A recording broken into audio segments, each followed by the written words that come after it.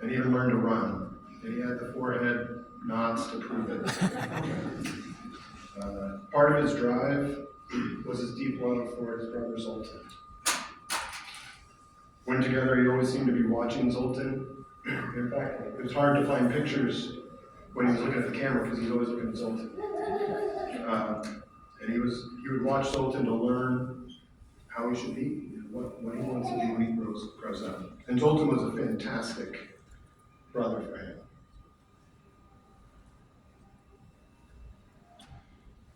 The other part that made him so bold and brave was his perspective. He didn't see a challenge the way that most of us do. For him, it was just the way that he saw the world. He didn't see obstacles as things that got in the way, but as just part of the landscape. If you are walking on a sidewalk and you see a large crack, you just step over it instinctively. You might have to take a bigger step, but you just walk right past it. If a tree fell on your path, you'd think the path was blocked. For Callen, that just means his path has a short climb involved, or a really large step up and step down. It was, if you don't have to call it an obstacle. You can just call it your path. And that's what Callen did.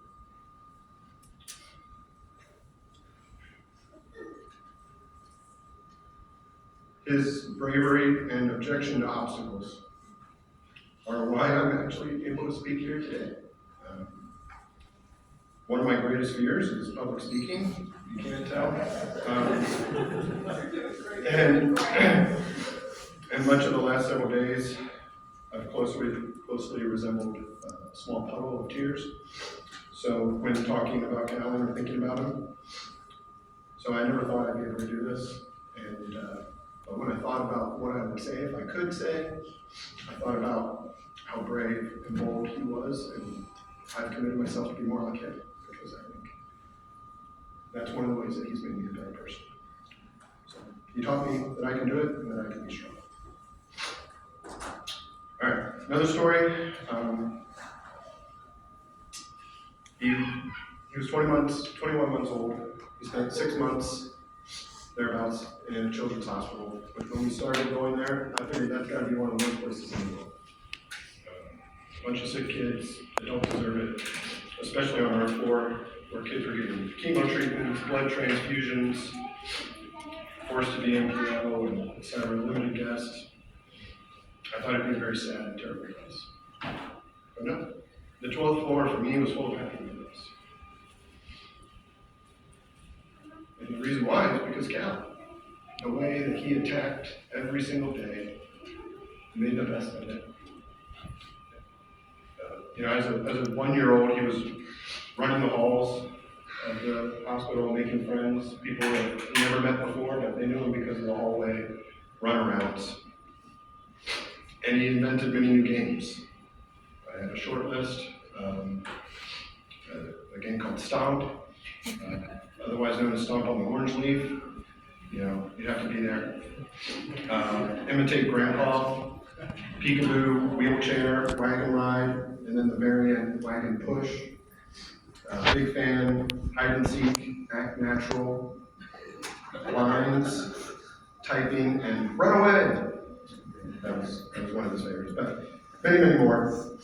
A couple times he was forced to stay in his room because of the positive culture so that he doesn't get other kids sick. But that didn't upset him too much. It didn't make him too angry. He just made the best of the situation. He knew he wanted to run, so he came up with new games where he would run from one side of the room to the other. And he would, he also wanted to, he was a very social person, so he also wanted to interact with the hallway. So he made it clear to us, mostly Bridget, that he needed to be able to look out the window to see the hallway. And he convinced us to get him up on the counter so he could look out the window. And as he was waiting for his friends to pass, to wave and blow kisses, he learned that there was a paper towel dispenser there that he could automatically dispense new toys with every time he wanted. So came up with a new game of filling the little glove box at the top of paper towels. But the goal was the social aspect. He was waiting for his friends to pass, and he would knock on the glass and wave and blow kisses. Because that's just who he was. He always wanted to make people happy.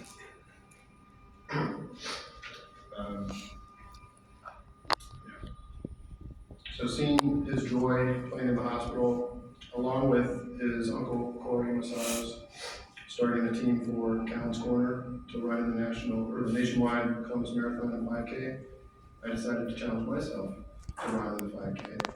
So I started running 2 to 3 times a week, training. I always hated running. I didn't like running. I played roller hockey because I didn't have to run.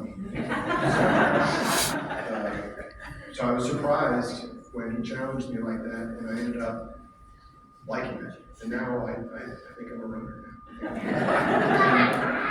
now. But I wouldn't have known that if he didn't challenge me, if he didn't push me, and if I didn't see his ability to make the best out of the situation.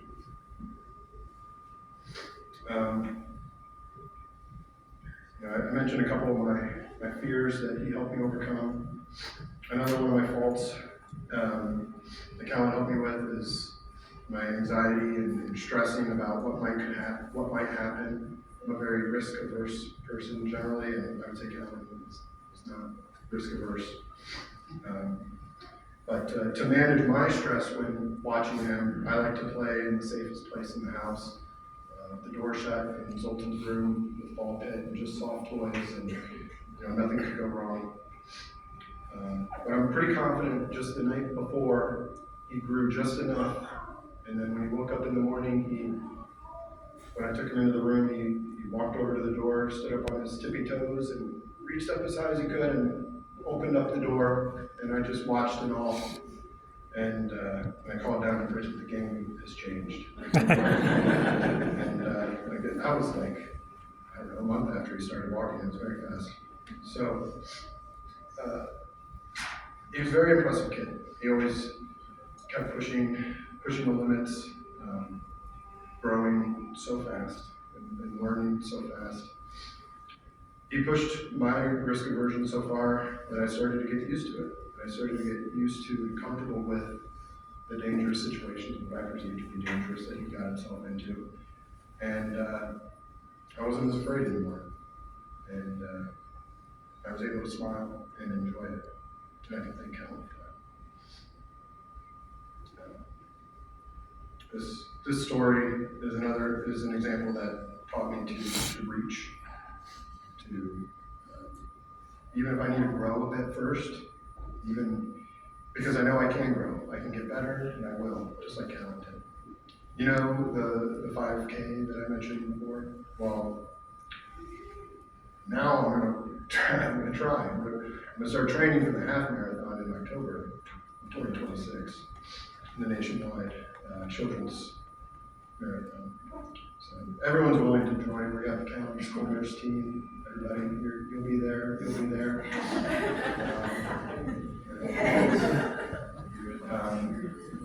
Zoltan's going to run at least the 1 mile. So, yeah, I want me all to come and support a great cause. And at the very least, the training for it is going to be great for me, and might be great for you too. Okay, this is my last story. Sorry, I went too long. So, I mentioned all these big fears. My biggest fears, all of my biggest fears have been challenged by Callen. Public speaking, blood, I didn't mention that. That's my other big thing I could do. Those are my two big ones, public speaking and blood. I had blood cancer, and I had to do, give all these labs and everything. He pushed me to my limits. But what I learned is that I can do it. I can overcome those. And I wouldn't have pushed myself like that without Callen. Now I can talk about blood, I can think about it without having to sit down and asking for a cookie and orange juice. I still ask for the cookie and juice, but I don't need it now.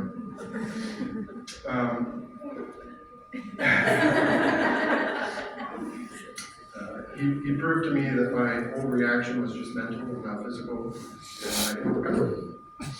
And he also taught me that I had a third main weakness that I never talked about, never publicized, is that I struggle with mindfulness. I kind of alluded to this before, I'm always thinking about the past or the future, and I struggle to be in the moment. And I tried to make decisions today based on the impact they would have on the future or in the context of the past. And as a result, I often was not fully in the present moment. I missed out on a lot. And in fact, I sacrificed my future because I was so worried about it. But today, and over the last several months, he's been teaching me this. Definitely started in the summer for sure that, I started focusing more on the moment I'm in and spending more quality time with my family. And I'm really grateful to Callen for teaching me that lesson. I'm proud of Callen, I'm proud of my family for getting through that with me. So, summarize that up. It was a long time ago, I know, like an hour ago, I told you the 3 things he taught me. So, he taught me to make the best of the moment, enjoy it, go for it, take action, go one day at a time. So focus on what's in front of you, don't dwell on the future or the past. Doing well now and today will make tomorrow easier and override your past. Yes.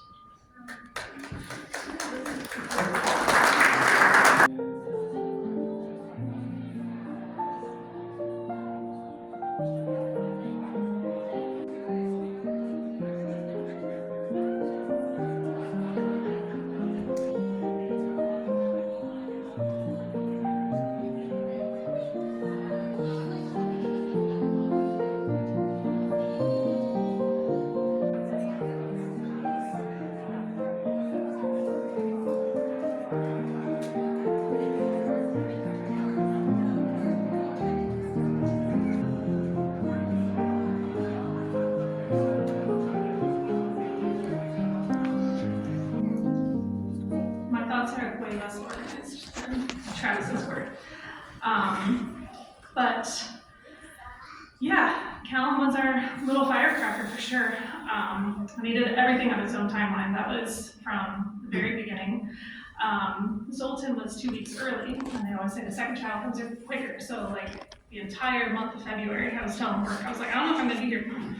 And then he ended up coming 5 days after his due date, and came within 5 minutes of getting to the hospital. So like once he decided he was ready, he was ready. Like it was always Callen's timeline. He always did things by himself. And I mean, it was one push, he was out. He came out, he latched within 5 minutes, and then they took him to weigh him and measure him within the hour. He already peed, he already pooped. I was like, all the checks for the first 24 hours, he was done in an hour, we were good to go, we could just go rest. And I was like, all right, that was easy. So, like I said, he just did everything on his own. And he was literally the happiest baby. We learned the proper technique to burp a baby, and we were very proud of ourselves, and it worked, and he was the happiest little baby. He was completely content since the beginning, really. Nothing ever really seemed to faze him, but he really just liked taking everything in. He loved his dog, he loved his brother. It was funny though, because Callen, being Callen, and just not realizing his strength or speed. I think I was protecting our dog more than I was protecting Callen for most of his life.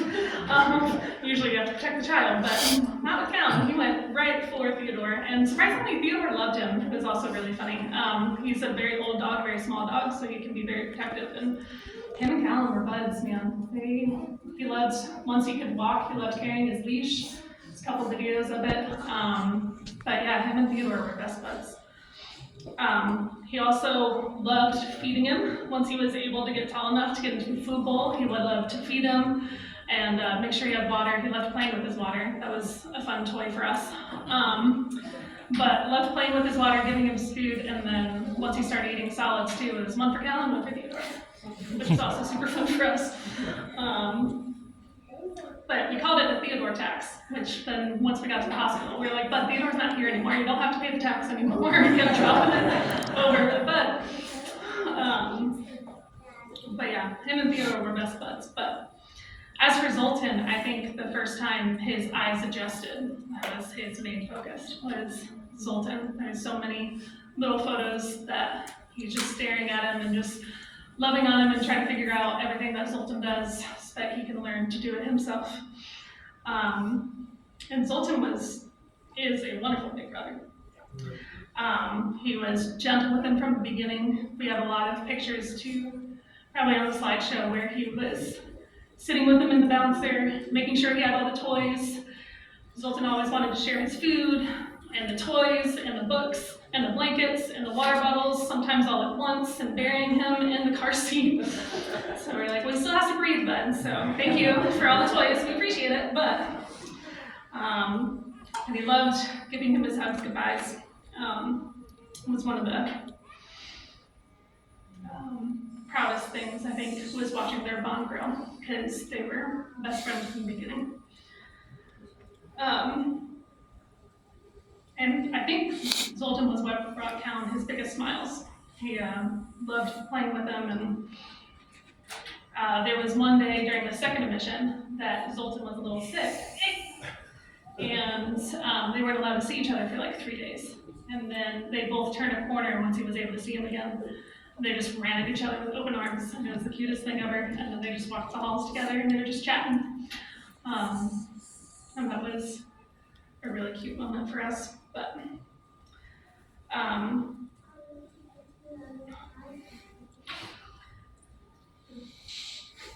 yeah, as for Callen's own timeline, I could tell his first Thanksgiving that he was going to walk before he was 1. I called that, and I was like, he's going to walk before his birthday. I just knew it.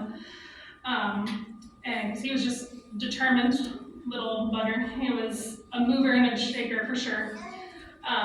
And then 3 weeks before his birthday, he learned how to crawl. And I was like, oh, well, then he can get around. So maybe it will be maybe he will crawl for a little bit. And no, I think it was a week later, he started walking. He just pulled himself right up. But then he could get into whatever he wanted. And he was curious about anything and everything.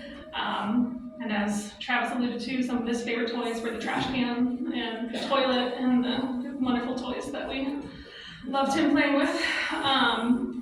But he was very opportunistic as well. One of my favorite stories is, like I said, trash cans and toilets, and we were pretty good about mitigating it when we could. And he would be playing about 5 feet away from me when we'd be getting ready for school. I'd be getting Zoltan ready, and he would just be kind of running back and forth within like 5 feet. The moment I would open up Zoltan's dirty diaper, and he'd go straight to the toilet. And he was just like, come back, and I can't do anything because now I'm covered. And I was like, yeah, very opportunistic child. And he knew, like, you know what I mean? Like, he knew. He was only a year old, but he knew what he was doing. But yeah, whenever he saw a chance, he would take it. And we always called him the tank, lovingly, because he just barreled through everything. One of his first games when he was standing was we have these little foam blocks. He would stand on it, and he would look out the window, and then you just trust fall. Just go straight backwards, trust fall, right into my lap. Just zero cares in the world. He was seriously no fear. And that was before he could like walk or crawl, so he just trust fall.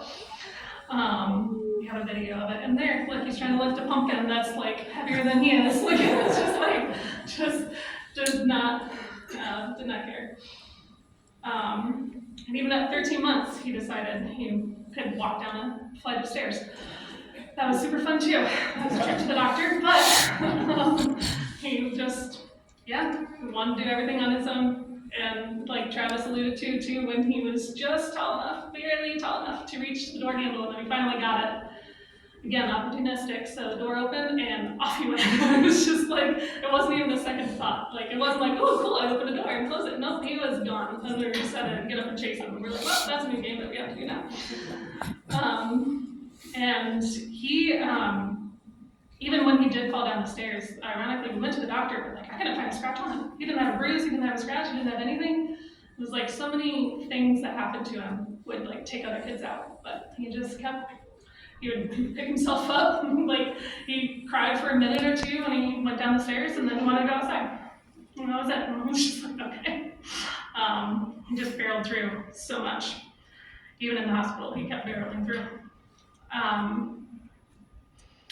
And then the only other thing that I can really think about is that he just, he knew what he wanted, even from the beginning. When he started school, even at 3 months old, one of the first things I told his teachers was, he gets his point across. He's 3 months old, but like, you know what he wants. Like, he'll let you know. Whether it was something up on a counter that he couldn't reach, or like, you want a protein bar or a cookie, like, he would stay there and be like, nope, not that, nope, not that, nope, not that, give me what I want. But yeah, that was always the funny thing, was that he got his point across, no matter what. But he really did live to the fullest. It makes you wonder sometimes if he knew his days were limited, because he learned to walk quickly, he learned to get his point across quickly, he looked up at everything, he just took everything in, and we're really gonna miss him. So yeah.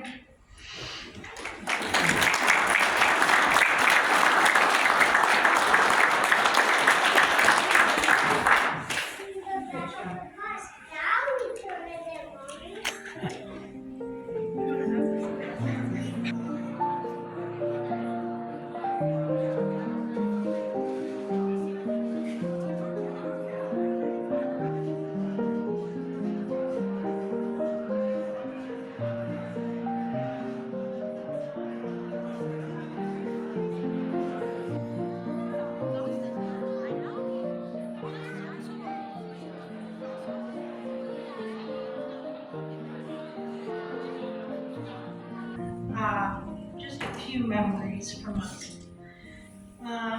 Our little buddy Callen had such an infectious laugh that he immediately commanded the room.